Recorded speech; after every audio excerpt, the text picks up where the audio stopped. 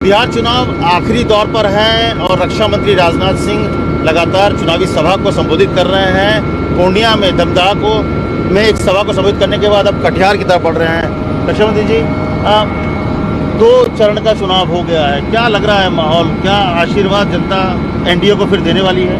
नहीं, इसमें कहीं संदेह नहीं है कि भारतीय जनता पार्टी और जनता दल यू गठबंधन की जो एनडीए है उसकी पूर्ण बहुमत से सरकार बनने जा रही है। लेकिन जिस तरह से आपने कहा कि सचिन और सहवाग की जोड़ी है, जेडीयू और कहीं ना कहीं बीजेपी की बात कर रहे हैं, तो लेकिन इस पूरे चुनाव में लग रहा है कि सचिन ही ज़्यादा बैटिंग कर रहा है, बीजेपी ज़्यादा बैटिंग कर रहा है। नहीं, दोनों मिलकर चुनाव लड़ रहे हैं। और ये बात सच है कि नीतीश कुमार जी को पिछले 4-5 वर्षों में जो सहयोग केंद्र सरकार के द्वारा प्राप्त हुआ है उसके कारण विकास कार्यों में तेजी आई है।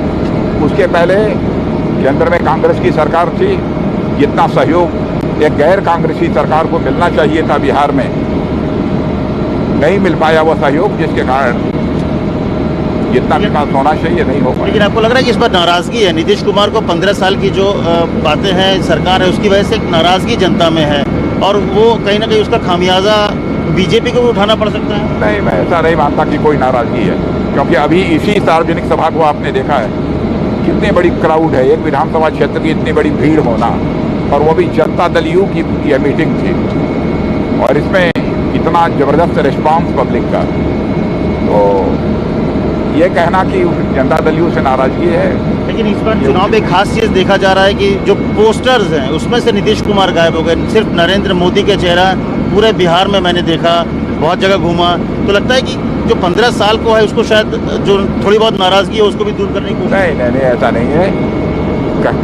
मोदी जी स्वाभाविक है, प्रधानमंत्री हैं, सभी जगह उनकी फ़ोटो होगी, लेकिन हम जनता दल यू के लोग नीतीश कुमार जी का लगाते हैं, हमारे लोग भी कहीं कहीं नीतीश कुमार जी का लगाते हैं। हो सकता है कहीं किसी ने ना लगाया हो, अलग बात है, लेकिन ऐसा नहीं। लेकिन एक रोजगार का मुद्दा बहुत ज़्यादा हावी हो रहा है, लग रहा है कि चुनाव में रोजगार का मुद्दा सबसे इम्पोर्टेंट मुद्दा हो गया है। वैसे केंद्र सरकार ने जो स्किल डेवलपमेंट की योजना चलाई थी उससे रोजगार के कुछ अवसर सृजित हुए हैं, लेकिन और अधिक होने की आवश्यकता है। पहले तो यहाँ पर इंजीनियरिंग कॉलेज, पॉलिटेक्निक्स, ITI ही नहीं थे, कहाँ से लोगों को रोजगार मिलेगा? लेकिन अब जाकर सारे जिलों में इंजीनियरिंग कॉलेजेस यहाँ पर हो गए, पॉलिटेक्निक्स हो गए, ITIs खुल गए, मेडिकल कॉलेजेस खुल गए। स्वाभाविक है कि यहाँ के लोगों को रोजगार मिलेगा।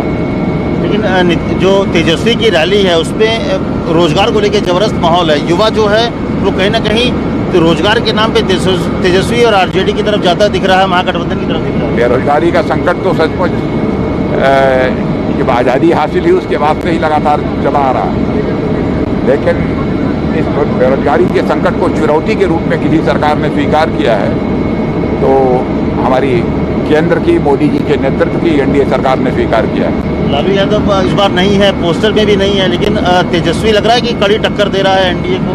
नहीं, कोई कड़ी टक्कर। देखिए, नीतीश कुमार जी की छवि बहुत ही साफ है। 15 वर्षों तक मुख्यमंत्री रहने के बावजूद भी उनके ऊपर कोई भी भ्रष्टाचार का आरोप नहीं है। यह कोई छोटी बात नहीं है। जी हाँ, ये आप अपनी सभा में भी अगर देखें तो नीतीश कुमार की छवि को जो है वो बहुत ही प्रमुखता से बात कर रहे हैं कि कोई दाग नहीं हो। हाँ, तो आपने देखा होगा इस पर पब्लिक का रिस्पॉन्स भी मिल रहा है। लेकिन पूरे भाषण में देखिए तो केंद्र की योजनाओं को ज़्यादा गिनाया जा रहा है, केंद्र की योजनाओं को ज़्यादा आप गिना रहे हैं, बिहार की योजनाएं कुछ लग रहा नहीं है बहुत ज़्यादा। बिहार की योजनाओं को मैंने नहीं गिनाया कि इंजीनियरिंग कॉलेज बने हैं, मेडिकल कॉलेज बने हैं, पॉलिटेक्निक बनी है, ITI बनी है, सड़क बनी है, बिजली आई है, इन योजनाओं की भी चर्चा की। लेकिन केंद्र सरकार की जो सारी योजनाएं हैं वही योजनाएं भी तो बिहार में लागू हैं, वो भी तो एनडीए की ही सरकार है, क्यों ना हम एनडीए की सरकारों की। सही बात कहा कि डबल इंजन की सरकार, लेकिन लग रहा है कि नरेंद्र मोदी के कंधे पे सवार होकर ही चुनाव लड़ा जा रहा है। ये सिर्फ नरेंद्र मोदी बिहार में सबसे बड़े चेहरे के तौर पर है एनडीए। इसमें कहाँ दो मत है कि पूरे एनडीए के नेता तो मोदी जी ही हैं ना, देश के हमारे प्रधानमंत्री हैं, क्यों न लड़ा जाए? लोकप्रिय हैं जनता में। मैं समझता हूँ उतना बड़ा पॉपुलर लीडर तो कोई नहीं है। एक आपके पूरे मित्र रहे हैं रामविलास पासवान, अब उनके बेटे आपके साथ ही हैं बोल रहे हैं, और आपके किसी के बारे में कोई चर्चा वर्चा नहीं, हम केवल एनडीए की बात क्या करते हैं। नुकसान पहुंचाएगा चिराग, नुकसान पहुंचाएंगे आपको एनडीए को? लग रहा है कि जो मतदान 2% कोई एनडीए को कोई नुकसान नहीं पहुंचा सकता। अच्छा, अगर बात करें चीन की बात आप कर रहे हैं, बार बार राहुल गांधी बोल रहे हैं कि चीन की ज़मीन कब्जा कर लिया, चीन ने भारत कब्जा किया हुआ है जमीन, तो इसको लेके जो क्या स्थिति है चीन और भारत की? सारे बेबुनियाद और निराधार आरोप हैं और मैं समझता हूँ उसका खुलासा कर दूंगा तो उनके पास इसका कोई जवाब नहीं रहेगा। और राष्ट्रीय स्वाभिमान के प्रश्नों पर इस तरीके से किसी राजनीतिक पार्टी को नहीं बोलना चाहिए। ये कब कितनी 62 से लेकर 2013 तक क्या हुआ है मैं कुछ कहना नहीं चाहता, लेकिन इतना ही कहना चाहता हूँ कि भारत चीन सीमा पर हमारे जवानों ने शौर्य और पराक्रम का भी परिचय लिया है, जब आवश्यकता पड़ी है तो अपने संयम का भी परिचय लिया है। लेकिन इस बार पहली बार ऐसा होगा कि चीन की सीमा पर भारत के जवान वहाँ पर होंगे, ठंड में होंगे, उसके लिए खास तैयारी है क्योंकि पहली बार ऐसा होने जा रहा है। पूरी तैयारी है। अच्छा, पूरी तैयारी और बड़ी, क्योंकि इस बार बहुत बड़ी फोर्स होगी। मैं बराबर इसकी समीक्षा भी कर रहा हूँ। तो आपको लग रहा है कि ये फोर्स जो है भारत चीन के बीच जो तनाव लगातार बना हुआ, तो ऐसे में परमानेंट रखना पड़ सकता है, फौज को लगातार रखना पड़ सकता है वहाँ पर? जो कुछ भी हमारी तैयारी है। आपका राफेल की बड़ी चर्चा है, राफेल के आने के बाद कितना बदल गया भारत की सैन्य ताकत? स्वाभाविक है कि हमारी एयरफोर्स की ताकत बढ़ी है। अब राफेल को भी मुद्दा बनाया अच्छा उन्होंने, जिससे कि हमारे देश की एयरफोर्स की ताकत बढ़ रही है, सभी स्वीकार कर रहे हैं। विपक्ष ये बोल रही है कि विकास मुद्दा नहीं है, इसलिए चीन और पाकिस्तान की बात कर रहे हैं, बार बार पुलवामा की बात वो सवाल उठा रहे थे, वहाँ पर जवाब मिला। अब उनकी बात छोड़िए, आपने सुना ना हमारा भाषण, तब आप समझ लीजिए स्वयं आपकी बड़ी खड़ी है। राहुल और पूरा जो उठाया था, आपको लगता है कि इस बात पे उनको माफ़ी मांगनी चाहिए? जब पाकिस्तान में ये बात हो गई कि पुलवामा के पीछे उनका हाथ था, सवाल तब लगता है राहुल गांधी और कांग्रेस पूरे पुलवामा को लेकर जो भी पाकिस्तान की नेशनल असेंबली में खुलासा हुआ है उसको लेकर उन्हें क्षमा याचना करनी चाहिए, निश्चित रूप से करनी चाहिए। आपने देखा यह खुलासा होने के बाद नेशनल असेंबली में कोई बिल्कुल चुप्पी साधे बैठे हैं, जुबान पर ताला लगा हुआ है। वो बोल रहे हैं कि कोई इशू नहीं है, इसलिए चीन और पाकिस्तान की बात एनडीए के नेता करते हैं। चुनाव, बिहार के चुनाव में चीन और पाकिस्तान की क्या जरूरत है? अरे आपके सामने ही तो मैंने भाषण दिया है ना, आप बतलाइए ना उनको। मैंने क्या कहा है? विकास की चर्चाएं नहीं की है मैंने। 80-90% तो केवल विकास की चर्चा की है मैंने। मुझे लगता है कि चुनाव जो है बहुत ही महत्वपूर्ण और बहुत कठिन होता जा रहा है एनडीए के लिए। जितना आसान पहले 1-1.5 महीना पहले लग रहा था, उतना आसान नहीं है। बहुत ही आसान है। 2/3 मेजॉरिटी की संभावना को भी नकारा नहीं जा सकता। अच्छा, क्या लगता है 2/3 बहुमत से सरकार आप लोग आराम से बना लेंगे?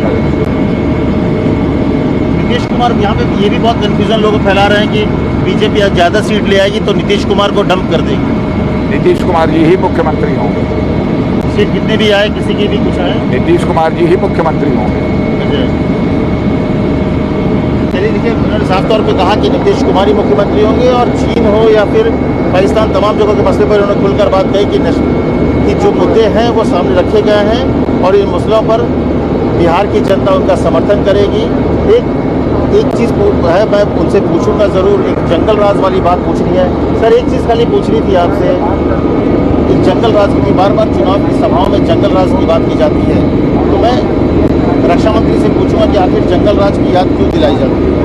सर, एक सवाल छूट गया कि जंगल राज की बार बार क्यों चर्चा होती है? इस 15 साल बाद भी जंगल राज की याद लोगों को क्यों दिलाया जा रहा है? जिन लोगों ने जंगल राज कायम किया था वही लोग तो चुनाव लड़ रहे हैं, वही परिवार तो चुनाव लड़ रहा है। प्रधानमंत्री कह रहे हैं कि जंगल राज के युवराज।